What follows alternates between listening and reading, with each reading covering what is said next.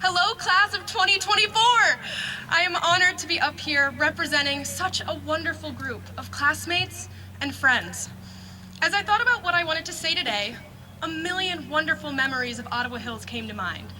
From defeating St. Ursula for the first time in my lacrosse career last year, to parading around the stage of Peter Pan as a shaggy dog. I always felt a home here.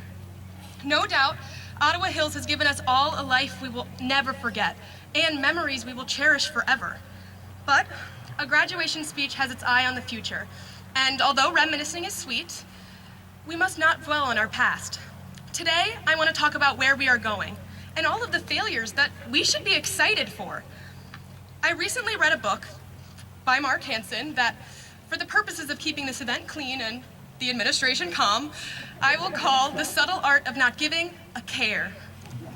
In it, Hansen talks about this drummer named Pete, who started a random band in the 60s. After a while, the band started getting noticed, and they were even about to record their first record. How cool is that? Until one day, when the other members conspired behind Pete's back to kick him out of the band. No explanation, no goodbye, no nothing. He claims it's because of his exceedingly good looks, but I guess we'll never know. Unfortunately for him, that random little band from the 60s became the Beatles. Yeah, we all know how that went, and understandably, Pete fell into a depression, and he spent the next 10 years of his life wondering what could have been. I understand how Pete felt. My freshman year, I was cut from the Choraliers after spending weeks holed up in my bedroom patriotically belting My Country 'Tis of Thee. At the time, I would have told you that Pete's sadness couldn't have even compared to mine. I mean, come on, the Ottawa Hills Choraliers are kind of a massive deal. I too closed my doors and I gave in to my sorrow. I sulked and I sulked until I decided I could sulk no more. As Maya Angelou said, you may not control all the events that happen to you, but you can decide not to be reduced by them. It may be reductive, sure, but I think it's poet speak for you can fail a million times. But does that mean you are a failure? No. I immediately emailed Mr. Dufford and asked him for feedback. I mean, just because I was cut once from the Choraliers didn't mean I could never be a Choralier. It sucked seeing my friends in the Ottawa Hills Beatles, yes, but I mean, my internal voice was saying that I was now less than, or not worthy. This thought damaged me. Not only did it take away from the success of my peers, but it convinced me that this event was one and done. And it wasn't. After receiving word from Jay Duff that I needed to mature my voice and work on my breath work, I took voice lessons and worked tirelessly until I could finally call myself an Ottawa Hills Choralier. I use this as an example because as we sit here today at our very own graduation, thinking about the cliches we once failed to understand, we can look back and say, I wish I did this, or I wish I did that.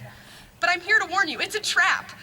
Pete later said that not being in the Beatles was the best thing that ever could have happened to him. Hard to believe, I know, but not being in the Beatles led him to meet his wife and start his family. And unlike a lot of the other members of the band, he was able to drum with other projects and other bands well into the 2000s. And he's not alone. Henry Ford was bankrupt before starting the Ford Motor Company. Walt Disney was fired from the Kansas City Star for a lack of imagination. Michael Jordan was cut from his high school basketball team, and Dua Lipa didn't make her high school choir either. We have all faced rejection before. I mean, come on, we just faced one of the hardest college acceptance years ever. We were all offended by at least one no. And it's so easy to look back and wonder what life could have been like if only we could go back in time. If only I got that role, I'd be a star. If only I scored that goal, I'd be a champion. Why, seriously why, did I not just write 1,000 words for Jeff every week like Abbott said? If only I did, I could have spent my May Day and the end of my year completely relaxed. Most of our prophecies are self-fulfilling. If you believe you are a failure because you faced a rejection, then you'll continue to fail. If you know that past rejections don't define your future success, you reclaim your future and you make it yours. We will all have our Pete Best Beatles moments. A lot of us probably have already had some moments like that. But life isn't what happens to you.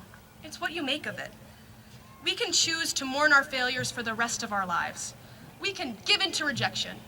Pete Best could have spent his days shouting from the rooftops, "I used to be a Beatle!"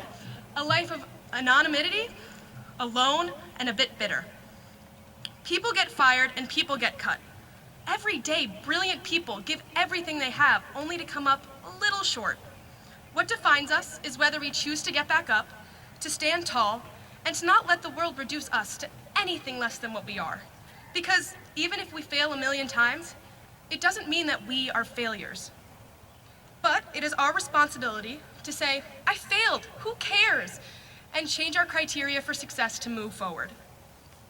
Many believe that our generation lacks resilience. And maybe we do, but we can learn to be resilient. And we're entering the world knowing we can. Let's not forget, Sarah, Ava, and Emily survived an entire high school gymnastics season with little or no experience, and Sarah even braved the beam at districts. And Andrew became the first guy ever to join the dance team and now wants to pursue his newfound passion in college. We don't use our milestones to lament what we did or did not do. We all made it to here, to now. And I have no doubt, as I look around, that I am surrounded by some of the smartest, kindest, and most inspirational people who will continue to blow me away for the next 10, 20, maybe even 30 years. And so, fellow graduates, as we leave here and walk our newfound paths, I wish you all the best wherever they may take you. And as we watch each other learn, grow, change, and we ultimately catch up, I encourage you all to share your successes, but also your failures. Above all, my wish for each of you is to look the future right in the eyes, not give up, care, and embrace whatever it holds for you. Congratulations and thank you!